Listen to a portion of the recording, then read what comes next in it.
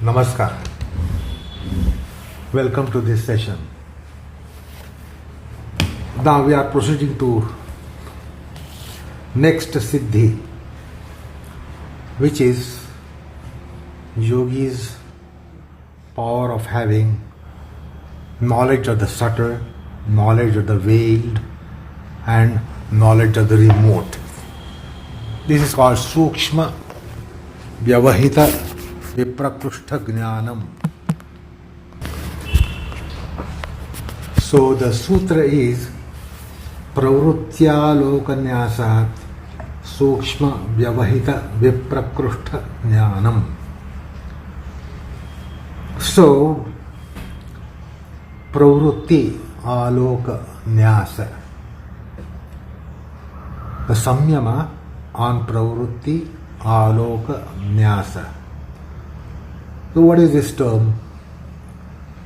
By this term, there is that miraculous, glorious faculty developed in a yogi for knowledge of the subtle, knowledge of the veiled, and knowledge of the remote. So Pravrutti, the word vritti gets a prefix, pra. So pravrutti is Pratkrushta, utkrushta, vritti. So vritti, if you take it as a mental state or chaitic state of the Chitta. So it is Pratkrushta, utkrushta, vritti. Pratkrushta, utkrushta, Chitta, vritti. In yoga, we know that yogic process is for sublimation and sublimated condition of the mind. So ethereal state, sublime state are developed through the process of yoga. Ethereal state, sublime state, noble state. So those are Pratkrushta, utkrushta, vrittis.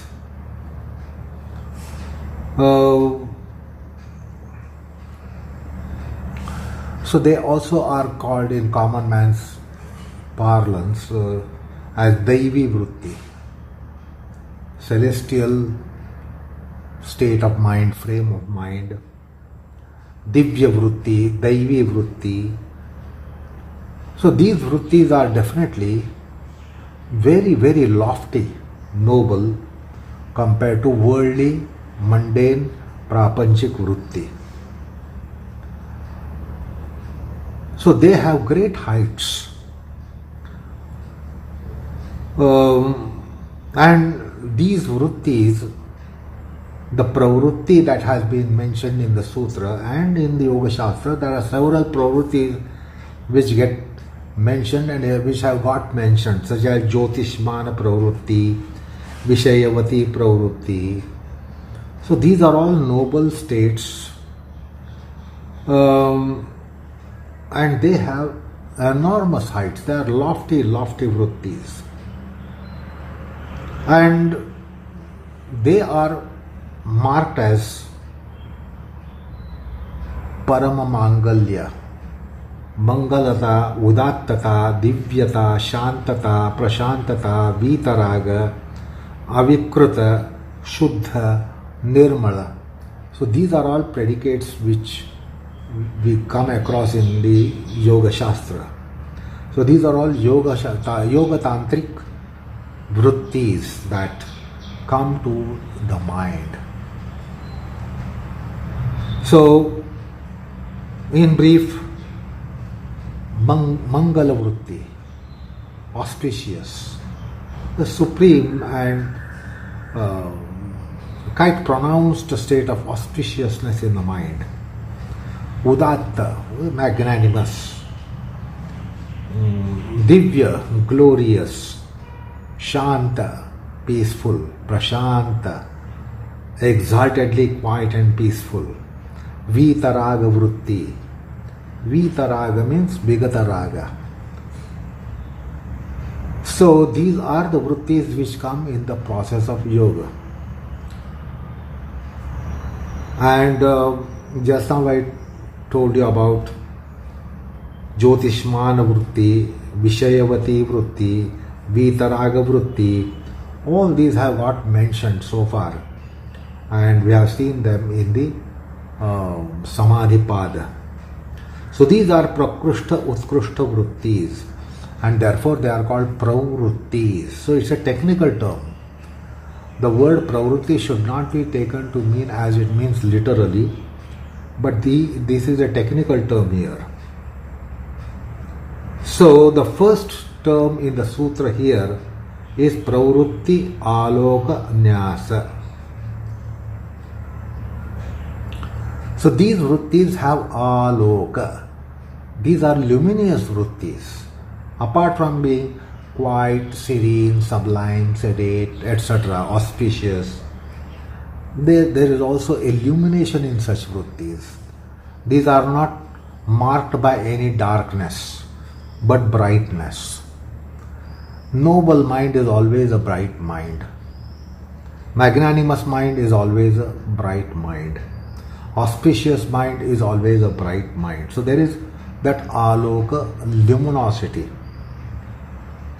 So these Pratkrushta, utkrushta vrittis called Pravruttis are marked by Aloka. Aloka means prakasha. Aloka means luminosity. So these vrittis have luminosity. These vrittis brighten the consciousness. They have tejasvita.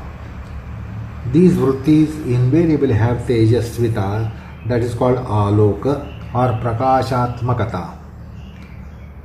So this is to be taken as there are certain vrittis that we just now listed. They are not just vrittis, but they have aloka.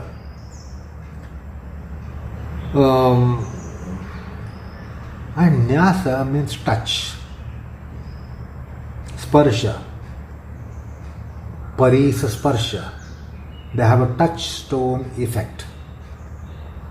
So such glorious states of mind, which are yogic state of mind, they have luminosity and they have the brightness, prakashatmakata, and they also extend a sparsha. They also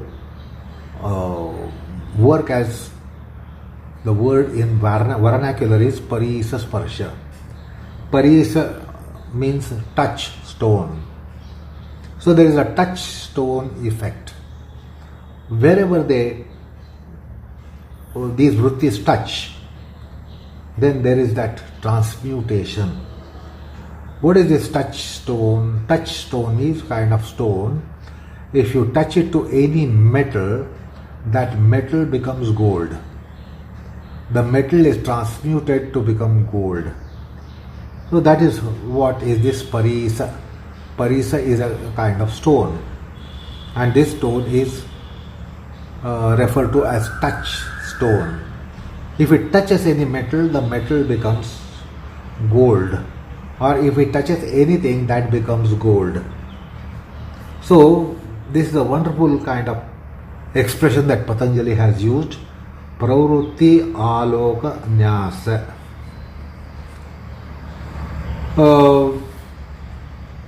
So that's his skill and mastery over the language, that he is able to turn out the terms and words. So when the Chitta gets this touch of Pravrutti Aloka, when it gets the touch, the Chitta gets enormous capacity for knowledge called jnana kshamata, enormous power for darshana kshamata. So all these noble states of mind have enormous capacity to get knowledge, bestow knowledge, bequeath knowledge. Now, how glorious! That means it is something superhuman.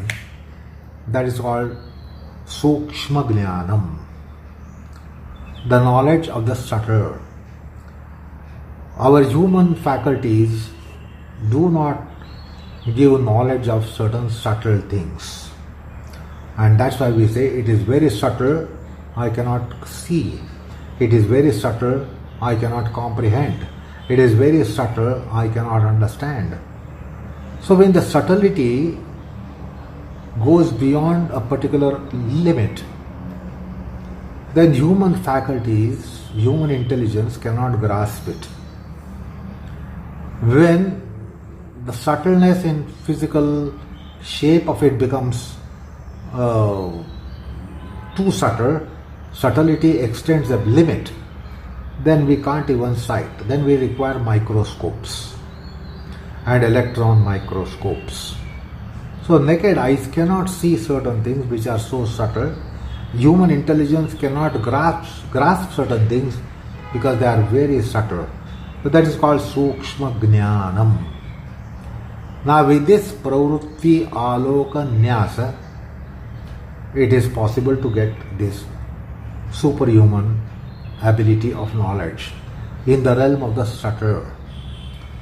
So that is one grade of knowledge, subtle knowledge, subtle perception, subtle experience, and understanding, comprehension of the subtle.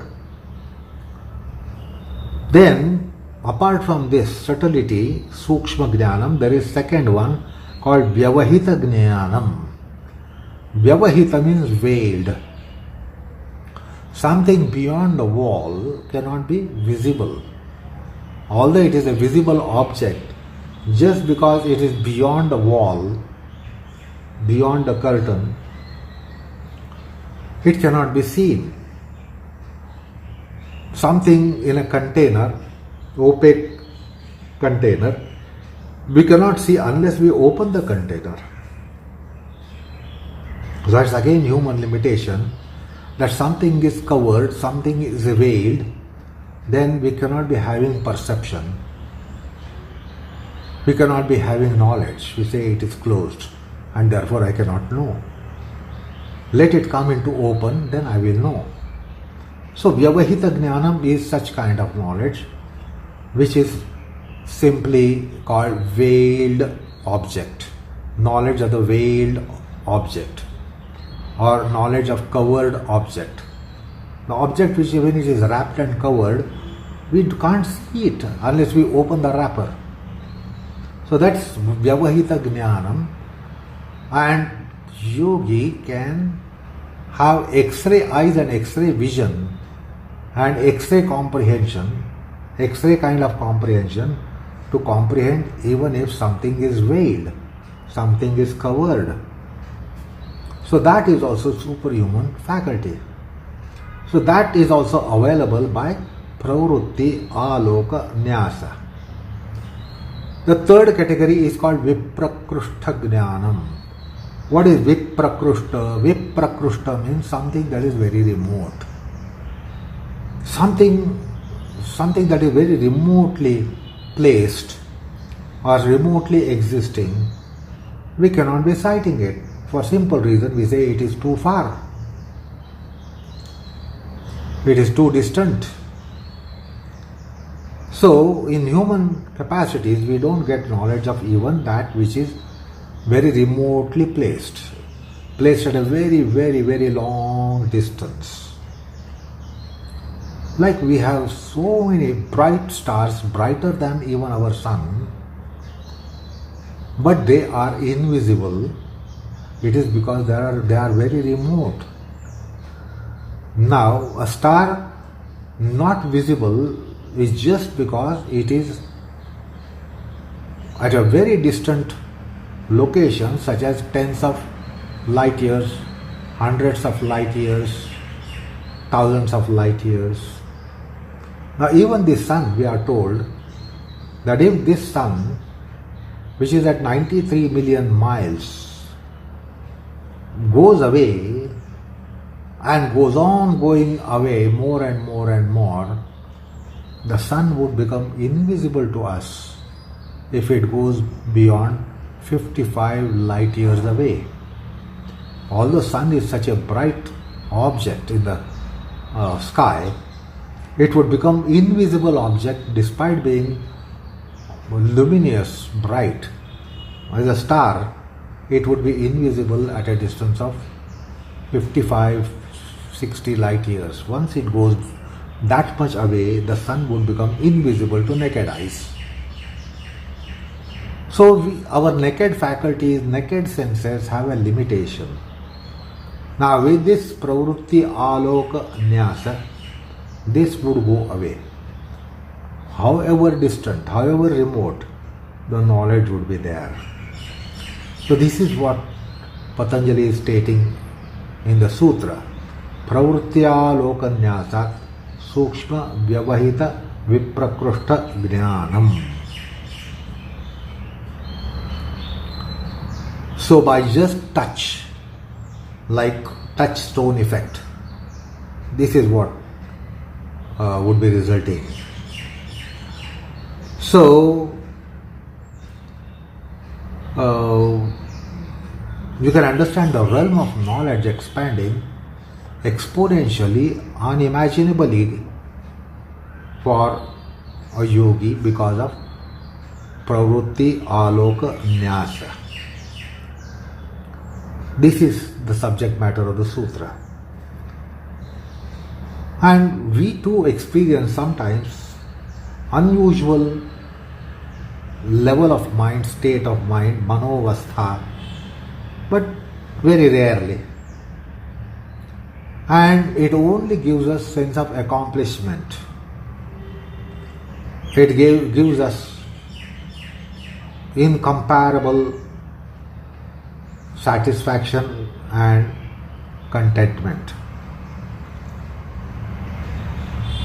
So this is what we experience even in our adhyatmic experiences, in our yoga sadhana. We get elated state of mind that which is merely giving sense of accomplishment, which is quite enormous, or anupameya samadhan, incomparable samadhan, that is contentment, or what is called as antarika samadhan.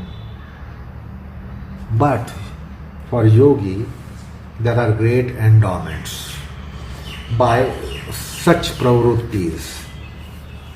And I just now told you the pravrittis which Patanjali himself has mentioned are Vishoka pravrutti, Jyotishmati pravrutti, Vitaraga pravrutti, and vishayavrutti pravrutti. So these are the pravrittis which are covered by Patanjali in the course of his text. And we have already seen these pravrittis. Vishoka va jyotishmati, Vitaraga vishayam va chittam, vishayavrutti pravrutti va. So these are the pravrittis which are engendered by yogic process. And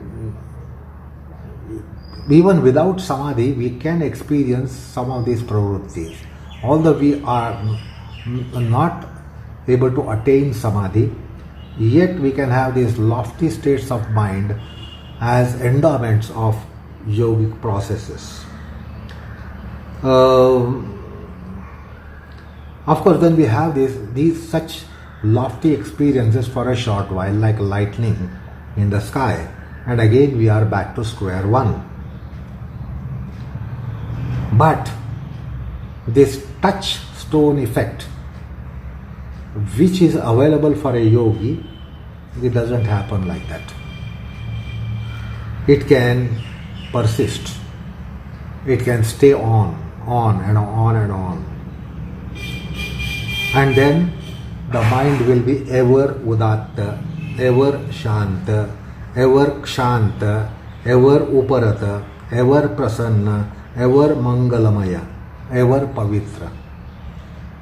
So, for a yogi, it won't be ephemeral experience, but it would be long-lasting experience of such noble states, such as Udattata, nobility, magnanimity, Shantata, tranquility, Uparata means vairagya infested state, prasanna, that means prasadita, that means graced condition of mind. So we get this once in a while and it is ephemeral, it comes and it goes. But whereas for a yogi it will be long lasting. Mangalamaya, very, very auspicious state of mind. This is because of the touchstone effect of Prakasha Aloka. So it becomes a permanent kind of state for a yogi, unlike our case, which is momentary. We get it and it goes away. It evaporates, it vaporizes.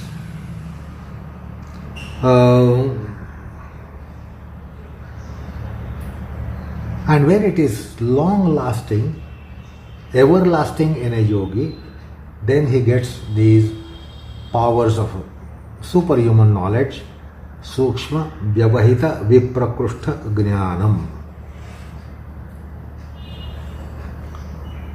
So, another thing to be taken note of is that this adhyatmic psychology tells us that the locus of jnana is heart. Unlike our case, the locus of jnana is brain. All our jnana comes in brain. The locus of jnana for a yogi is heart. And therefore it has incredible kind of grade.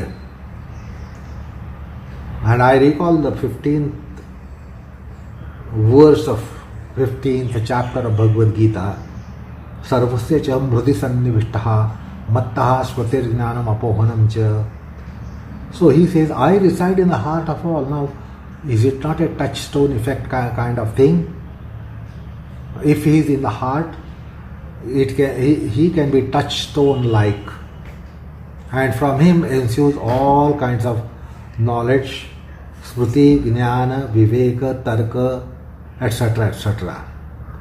And there is also endorsement to what Patanjali says in Bhagavad Gita in the 15th verse of 15th chapter.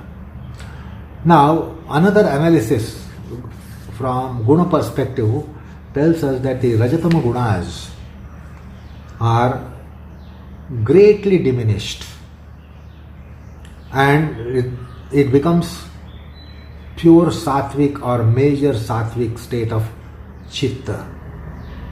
And then when there is such a kind of Chitta, it is not only transparent mind by itself, but it has this sukshma drushti, vyavahita drushti, Pratkrushta drushti. Its knowledge rays can beam past even subtle objects, veiled objects and remote objects. Like today we are aware of, in the realm of astronomy and astrophysics, we hear about telescopes, radio telescopes, Hubble telescopes, etc. They depend upon these, whereby they get extraordinary perception. So also we have the microscopes, electron microscopes. Now here our embodiment is said to be pindanda, that is minuscule cosmos, and it does require such equipments. There are 14 bhuvanas, chaturdasha bhuvanas in our embodiment, and therefore we also need telescopes and Hubble telescope like things, radio telescope like things, and that is granted to yogi. Now, as I just now made a reference to